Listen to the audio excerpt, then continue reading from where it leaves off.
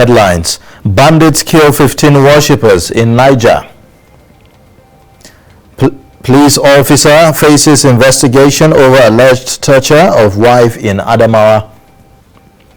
Family demands justice over murder of 14-year-old daughter. And on the foreign scene, United States-led coalition's combat mission in Iraq has officially ended. Hello and welcome to Trust News Update. I am Ayuba Ila. Thank you for joining.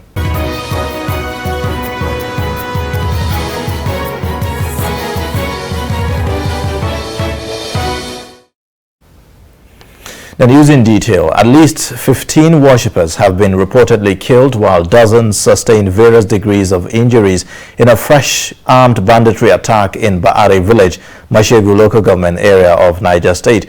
The attackers reportedly invaded a mosque in the early hours on Wednesday when the villagers were performing their early morning prayers and killed 15 of them. Reports say the injured victims were taken to the Kontagora General Hospital for treatment. The Niger State Commissioner of Police, Monday Kurias, who confirmed the incident, said about 9 people were killed during the attack. In a similar vein, at least 10 gunmen on Thursday morning kidnapped the traditional ruler of Mbutu Asian Kingdom, Damian Mmagwe, in the Abo Mbase local government area of Imo State. Police spokesperson in the state, Michael Abatam, confirmed the kidnap of the monarch. They barricaded his palace, shot indiscriminately until they whisked the monarch away in an already steaming vehicle. According to reports, the community is in panic since the kidnap of the king. Now, the Assistant Inspector General of Police in charge of Zone 3 has ordered investigations into accusations of violence and torture of a divorce-seeking housewife by 2 policemen attached to the defunct Special Anti-Robbery Squad at the headquarters of the Adamawa State Police Command. AIG Daniel Sokari Pedro, who spoke to Trust TV in Yola, said the police authorities will not conceal any crime perpetrated by any policeman under the zone. Lantana is a 25-year-old housewife seeking justice against violence meted on her in the hands of the police, attached to the defunct Special Anti-Robbery Squad, Adamawa State Police Command. 2 cops who should have preserved Lantana's dignity and protected her against abuse are here standing accused in a case of wrongful arrest, intimidation and torture at the instance of one Umar Ibrahim, Lantana's estranged spouse. Lantana had allegedly filed a divorce suit pending before the Sharia Court of Appeal in Yola, following allegations bordering on maltreatment, spousal abuse by her estranged husband, who has 2 other wives. Lantana, a mother of 1, is asking the Sharia Court of Appeal to dissolve her 10-year-old marriage by asking that the court grant her wish to return the dowry payment made by the husband back to him. But the husband, who is irked by Lantana's action, had allegedly contacted some policemen from the defunct SARS office to harass her. Speaking in Hausa, she narrates her ordeal in the hands of the police. Sai ya saukar min da mari sanda na faɗi, ya sake ya saukar min da mari, sai ya ce waye yake bani kuɗi ina shari'a da mijina. Na ce ni ba wanda yake bani kuɗi. Ya ce in ban faɗa ba zai ci bura ubana, in faɗa waye yake bani. Ya cire takalmin kafansa ya dake ni na faɗi, ya sake ya dake ni na faɗi, ya sake ya dake ni na faɗi, ya sake ya dake ni na faɗi. Duka 4 ya min da takalminsa. Sai ya cire sanda, kuma sanda na gefensa haka. Ya min sanda 2 a hannuna, ya min 2 a bayana. Sai ya ce mu fita. Her lawyer, Abubakar Cologne, who further gave insight into the dehumanizing treatment meted against his client, frowned at the action of the policemen for terrorizing Lantana and also refusing to pick up her medical bills. Her card is within my office, the card of the hospital. From there, nothing they have done. I went to the DC personally. DC called Inspector Bidas, come, this is what you have did. Go to the hospital and assist this woman. He refused. And after waited for a long time, nothing happened. We petitioned the AIG to intervene into this matter. The action of the police officer is totally uncalled for, and it is injustice. Lawyers' petition directed to the Assistant Inspector General of Police dated 15 November was cited by Trust Television, although the police did not take action until the media swooped on the matter. Actually, there is a complaint lodged by the victim through her solicitor, and her name is Mrs. One Lantana Ishaku. She lodged her complaint to this office through her solicitor, and upon receipt of the complaint, the Assistant Inspector General of Police in charge of the zone have directed for a full-scale investigation to be carried out. So as we speak now, investigation is going on. We don't shield anybody here. We don't shield anybody here. So as it is, investigation is going on. And I want to assure you, especially the victim, that justice will be done in the investigation. There is nothing like shielding. A step has already been taken. Meanwhile, human rights groups have called on the police not to sweep the matter of Lantana Ishaku under the carpet, accusing the police of cover-up of police personnel involved in matters of police brutality against citizens. Most times, the issue will be the issue of rape, other violence against women will be taken to the police station, only to hear that you will never see the logical conclusion of that case. You see that somebody knows somebody somewhere from there, because before you realize it, the case has been swept under a carpet. I want to hear the logical conclusion of this issue of Lantana Ishaku.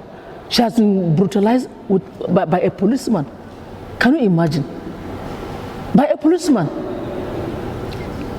I was told she was rendered naked. Please, where we're supposed to have rescue, where we're supposed to have assistance, that's where issues like this thing is happening. It's very pathetic, honestly. Advocates Sans Frontiers, a group of human rights lawyers also known as Lawyers Without Borders, are calling for the implementation of the Nigerian Torture Act by the nation's security agencies. Speaking during a roundtable on promoting the United Nations Convention Against Torture, PROCAT, the lawyers scored the nation low on the implementation of the Torture Act despite its passage since 2017. They, however, called for stiffer penalties for perpetrators to serve as deterrent to others. Between 2009 and now, there's been not much a change in terms of behavioral change on the parts of security personnel. We haven't seen any tangible change, but on the policy front, there have been progress. For example, we have the passage of the Anti-Torture Act, which was signed into law by the president in 2017. However, it's one thing to have a law in place; it's another thing to have implementation. Civil society groups, Amnesty International inclusive, have been consistent in reporting on these issues. We've called for meetings with the authorities at different levels, at state level, at federal level. We've requested audience with the IGP. We've requested meetings with various DPOs of stations where there are notorious cases reported. But oftentimes, those meeting requests are either ignored or delayed unduly until we move to the next issue. People go into crime or have incentives to commit crime when they know that they will not be caught, or that even if they are caught, nothing would happen. So if we start engaging, giving people voice to speak out, it will be in the public domain, and this will start reducing the extent to which people would have the desire to engage in torture. But beyond this, again, you know that when you have not built the capacity of somebody to do the appropriate thing, the person engages in only what he knows. Capacity of security institutions should be built in terms of investigation, proper way of interviewing suspects, and most importantly, equipping them. Now, Governor Babajide Sanwo-Olu of Lagos has cancelled the walk meant to symbolize healing of the state following the violence that trailed the End SARS protest last year. Speaking at a briefing on Thursday, Sanwo-Olu announced that the walk will no longer go on as planned because of COVID-19. The walk had generated controversy after some of the celebrities and activists invited to join the protest publicly. However, the governor received support from students of Lagos State University and different groups and individuals in the state. Now, family and friends of a student of Premier Academy in Abuja, Karen Hapuj Akpaga, took to the streets of Abuja to demand justice for their 14-year-old alleged to have been killed. The mother of late Karen, Vivian Akpaga, while speaking to newsmen, demanded for justice over the death she described as a subject of controversy between the school management and the deceased family. She also accused the police for slow efforts to unravel the case, alleging an attempt to cover up her daughter's murder. People who said I can come and pick her, but when I got there, they wouldn't allow me pick her. So I actually turned back to go home because they said they would take care of her. But on my way home, she called through the school phone and told me, "You don't even know why I asked you to come and take me and you're going without me." And then her house mother, Miss, now told me that I should disregard whatever the matron was telling me. That on Wednesday, the 16th of June, Karen could not even walk to school. She had to be supported by her friends. It's now been a very good journey because somehow information like her medical report and the autopsy report they refused to release to us, they released to the school. We reported all the school had been doing because the principal in one of his interviews even said that if they had known there was a condom in her, they would have removed it. Just justice and closure. Justice so that it doesn't happen to another Nigerian child. You're watching Trust News Update. Coming up, vaccination against killer disease in Kwara. Join us again for details.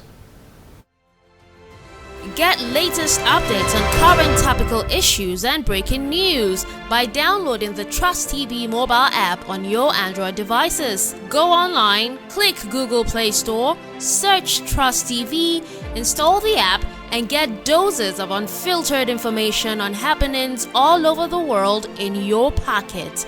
Trust TV, documenting the Nigerian story.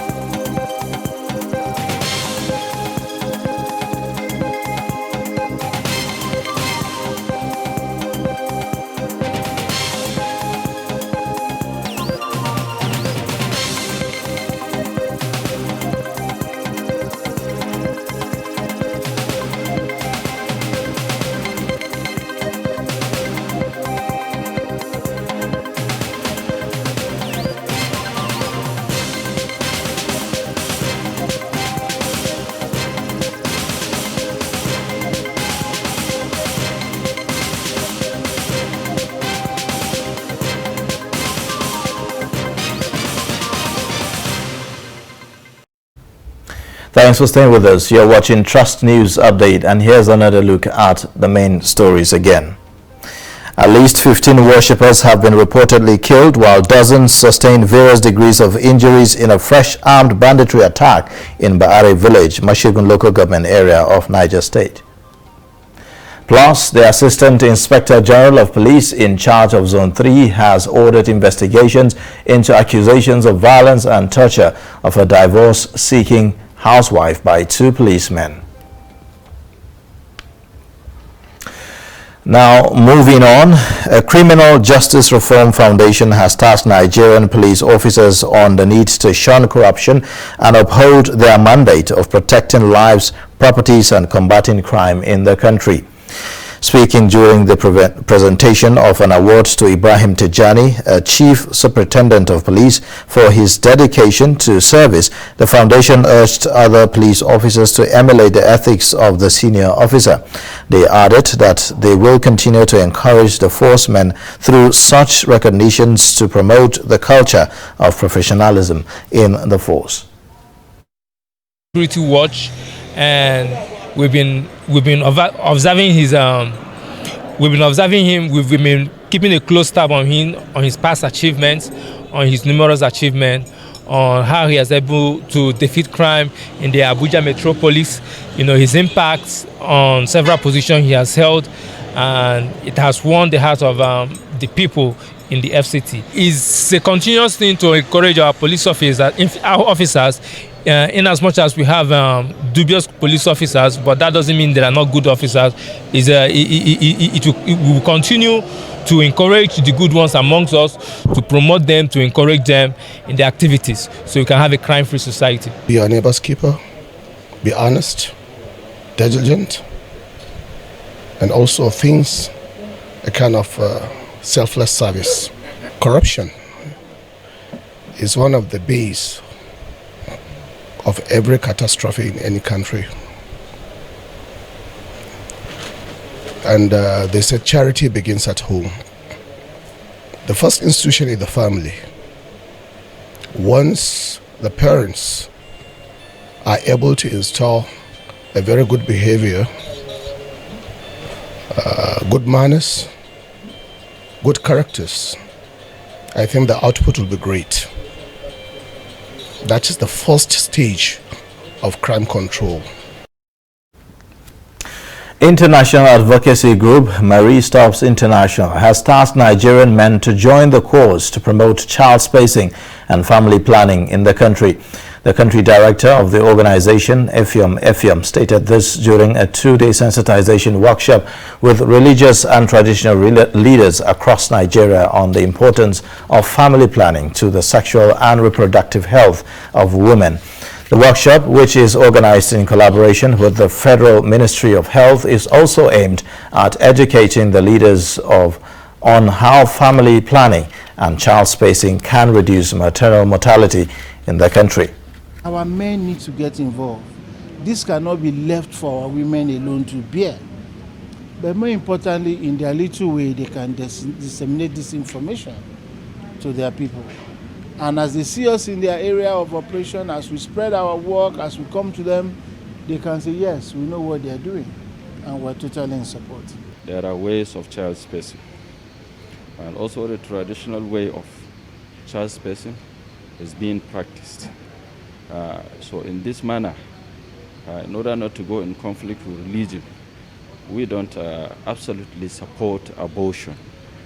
It's prohibited in our religion to carry out abortion. But that notwithstanding, all measures for reproductive health activities are allowed. I'm in support of family planning. I'm in support of legalizing abortion. I'm in support anything can provide unwanted pregnancy.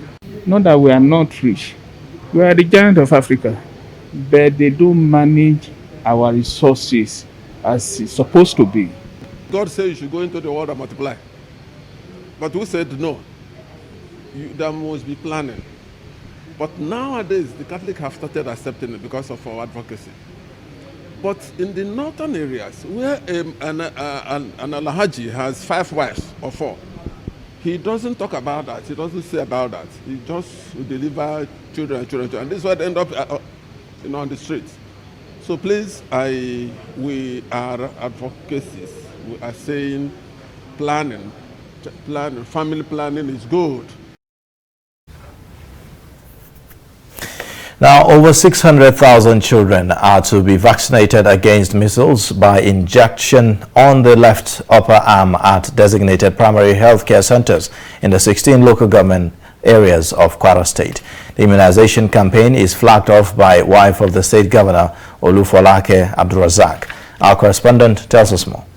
Speaking at the flag-off of the integrated measles and polio vaccination campaign by a wife of the state governor, Olufolake Abdulrazak, in Shao Town, the executive secretary of the state primary health care development agency, Dr. Nusrat Elelu, said that measles and poliomyelitis are among the top 10 killers and debilitating diseases in Africa, adding that the two diseases, though vaccine preventable, constitute major threats to children, especially those under 5 years of age. She also said that the polio vaccination exercise would be carried out by utilizing the house-to-house campaign with administration of 2 drops of oral polio vaccine as well as vitamin A oral supplementation. We plan to vaccinate about 601,865 numbers of children against measles by injection on the left upper arm at our designated primary healthcare centers.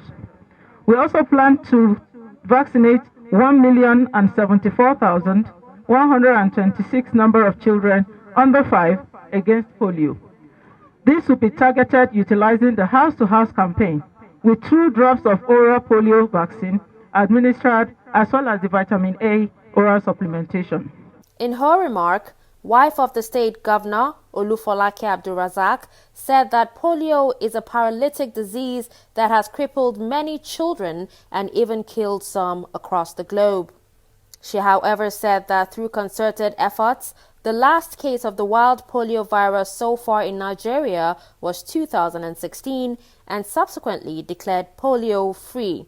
I'm indeed delighted to welcome you all to yet another landmark occasion which aligns with the Kwara State's quest to avoid preventable illnesses and deaths amongst the vulnerable population, especially children less than 5 years of age, and ultimately provide universal health coverage for all Kwarans. This important occasion is meant to flag off 2 important campaigns for diseases that are preventable but remain major causes of illnesses and deaths among children less than 5 years of age. A total 1,074,126 children under 5 years would be vaccinated against polio during the campaign. Anambra Governorship Election Petition Tribunal sitting in Awka has granted the All Progressives Congress candidate Senator Andy Uba and All Progressives Grand Alliance candidate Charles Soludo's prayers to inspect the materials used for the conduct of the November 6th and 9th governorship election. The tribunal at the sitting on Thursday also struck out the petition by the candidate of the Accord Party, Godwin Maduka, after withdrawing his application. The duo of Uba and Soludo had filed motion ex parte before the tribunal to compel Independent National Electoral Commission to allow them have access to inspect the materials used in the conduct of the election. The chairman of the tribunal said the tribunal, after listening to the application, is satisfied and urged the INEC to allow them access to inspect the material for election in the presence of the applicant, respondents, police and DSS. Nigeria's net foreign exchange inflow recorded a massive increase of 77% to $6.31 billion in July from $3.55 billion in June, reversing the negative trend recorded in the previous month since January 2021. The breakdown of the Central Bank of Nigeria's data release on the external sector for the month of July 2021 indicated that the positive development is due to faster increase in inflow against outflow, with inflow increasing by 48.2% while outflow increased by 3.3%, yielding a massive net inflow. Also, the aggregate foreign exchange inflow into the economy increased by 48.2% to $9.85 billion in August, relative to the $6.98 billion in July, reflecting higher inflow through the CBN due to the additional SDR allocation of $8.34 billion from the International Monetary Fund. Another foreign scene, Iraq's National Security Advisor Kazim al-Araji says the United States-led coalition's combat mission countering ISIL in Iraq has officially ended. The announcement on Thursday follows the final round of technical talks in Iraq's capital to formally transition the combat mission to an advisory mission to assist Iraqi forces. The U.S. did not immediately confirm the end of the combat mission, although Pentagon spokesman John Kirby said on Wednesday that Washington will uphold their commitment, adding that there will be no U.S. forces with a combat role by the end of the year. U.S. forces were deployed to Iraq in 2014 in response to the rise of ISIL as the armed group overran a large swath of territory across Iraq and Syria. Now, organizers of Mixed Martial Arts reality television show are set to organize a series of mixed martial arts fight nights in Lagos State tagged Face Off. Fight night slated for January 7, 2022 at the Lagos Continental Hotel, Victoria Island. According to the organizers, the fight exhibition is aimed at creating a new trend of high-end activations in West Africa by merging sports and entertainment in an internationally proven concept, promoting the emerging MMA culture in Africa, and will provide the opportunity to watch and interact with the champ live in Lagos for the first time. With that, we wrap up Trust News Update. Don't forget to connect with us on all our social media platforms and also subscribe to our YouTube channel. Thank you for watching. I am Ayuba Ilya. Bye for now.